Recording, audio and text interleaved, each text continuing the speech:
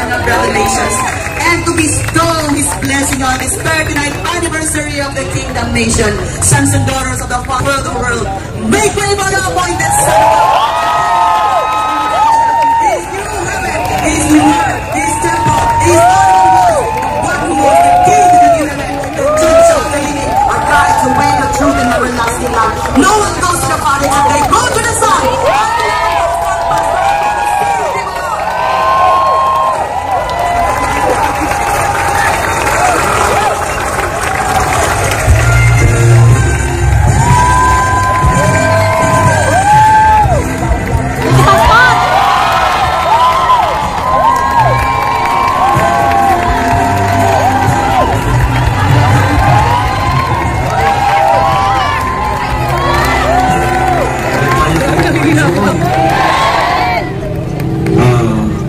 Every time we celebrate our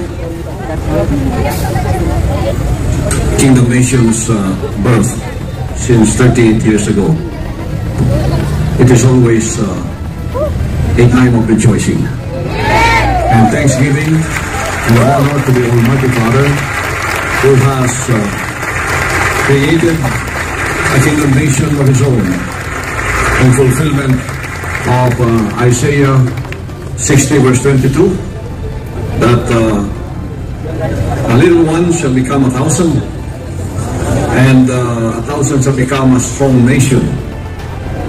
The Lord will do it, He will hasten it, and now we are seeing the fulfillment of it. So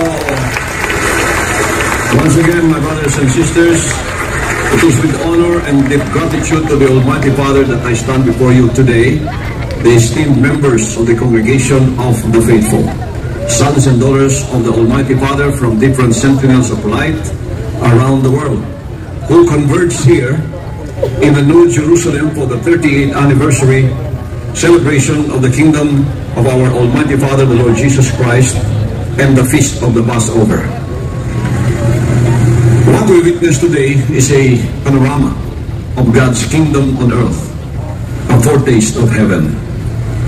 The regal gathering where excellence is displayed, where each of us are arrayed in royal garments, and we bring before the Father the choicest of our offerings and love beyond measure, is a replica of what eternity is like. This is only a dry run, and we are getting there soon. The Almighty Father has exceedingly blessed us with heavenly manna of revelations, the most remarkable of which is on June 9th, when He has made known that the Kingdom Nation has finally come of age. It is already severed from the death embrace and ready to stand on its own feet. As the Word of God says in Luke chapter 12:32, "Fear not, little flock, for it is your Father's good pleasure to give you the kingdom." Praise the Father. The small flock with only 15 members in 1985 has evolved and matured into a kingdom, a great and powerful kingdom nation. It is free and at liberty to worship the Father without fear of man. It is no longer under the heavy bondage of our spiritual colonial masters. Its people enjoy true spiritual freedom, freedom to do the Father's will.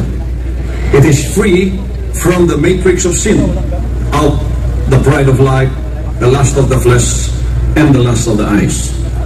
We are truly a blessed nation. The Father has made us His chosen generation, the royal priesthood, a holy nation, and a peculiar people. Each of you, kingdom citizens, are as lively stones built up as a spiritual house. And the stone which the builders rejected has become the head of the corner. The chief cornerstone is the Son. The Father has made His appointed Son as a tried stone, a precious cornerstone, a sure foundation. He that believes on the Son shall not be confounded. This old fallen world has tried all means to discredit, humiliate the Son, and stifle the message of the Son with a barrage of false accusations, persecution, oppression, suppression, and containment. But nothing can stop the march of the truth. The truth will march on.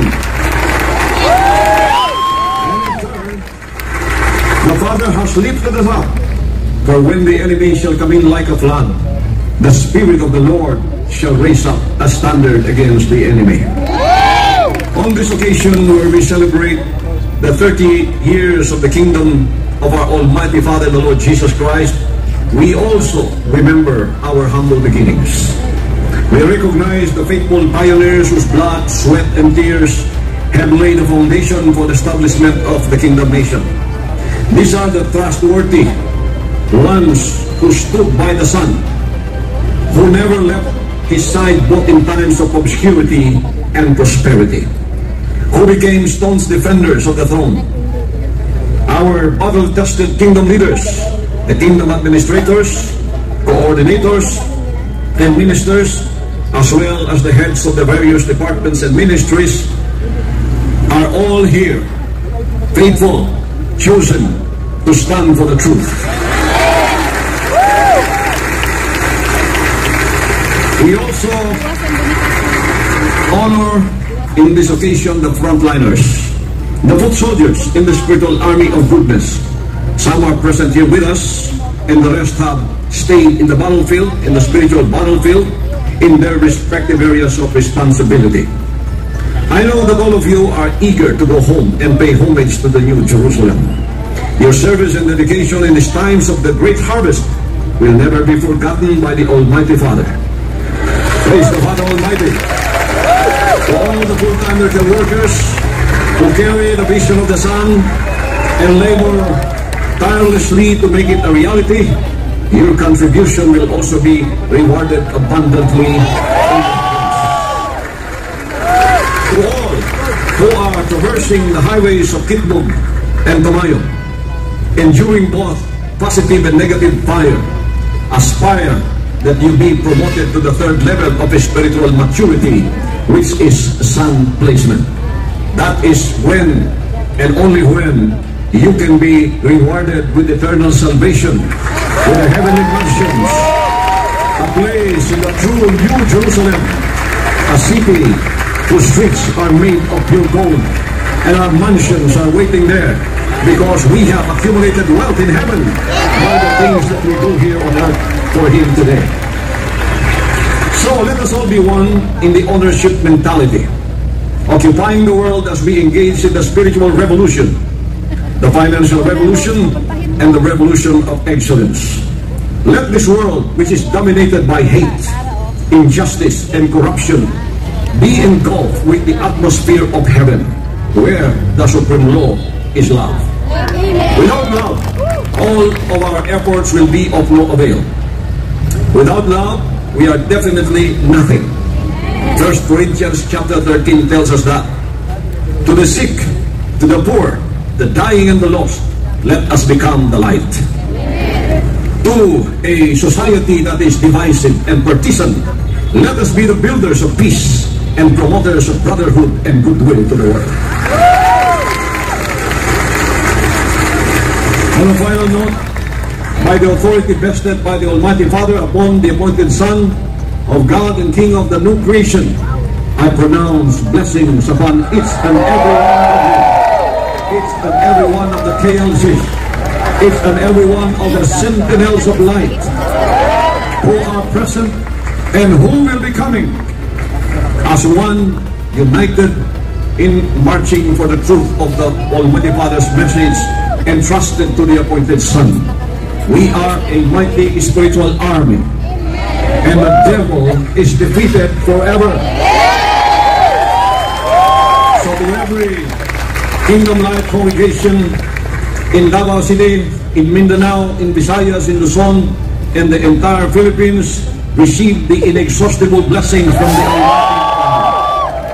To the sentinels of light around the world, in Asia, in Europe, Middle East, North and South and Central America, Australia, New Zealand, and Africa, you will continue to expand and flourish and bring to the diligent hands who brought the sacrifices, offerings, and gifts as a tribute to the King, who looked after the beauty, the glory, and magnificence of his temple. You will prosper, you will increase, you will multiply, you will be blessed beyond measure. As the inauguration of the kingdom nears, we never run out of praise and thanksgiving, for the Father has let us witness the fulfillment of all things that he has promised will follow the Son, the ministry, the incarnation, and his people, sons and daughters all over the globe.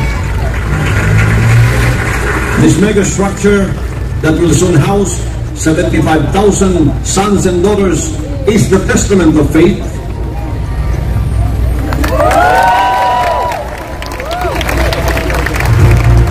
beyond measure.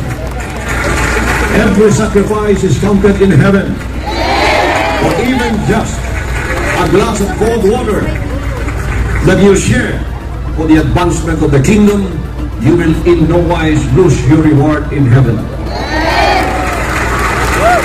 All of these promises coming to fruition is really unstoppable. The enemy can try to stop the march of the truth.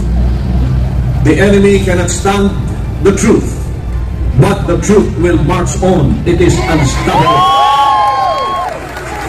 So for me and all of you, my brothers and sisters, these are exciting times. Our glorification is also just. He said, if I will be lifted up from the earth, I will draw all men unto me. So all roads will lead to the New Jerusalem, the city of refuge, the ark of God's salvation in these last days.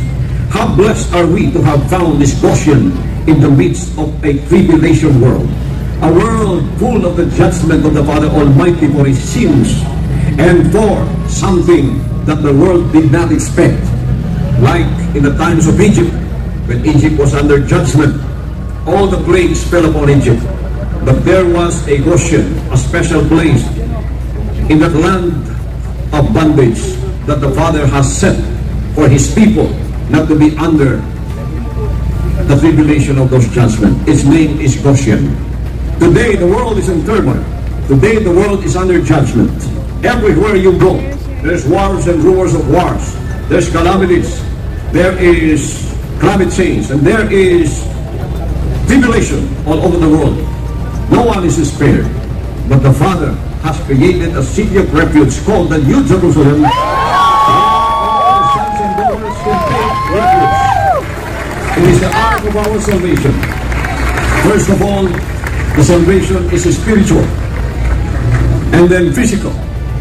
And the protection of the Father will continue, because he has chosen us as sons and daughters to be the light of the world and the salt of the earth. All eyes will be focused on this salvation brought about by the Father through the appointed Son. So my brothers and sisters, with all these accomplishments and milestones that the Almighty Father has wrought upon us, it is only fitting that we give all honor and highest exaltation to the author and perfecter of our faith. All honor and glory to the name of our Almighty Father, the Lord Jesus Christ. May the Father in heaven bless us all as we rejoice in his abundant provision for choosing us to be his peculiar treasure, and to him above all nations of the world. To him be the glory forever and ever. Amen. Let's give him one big hand of praise.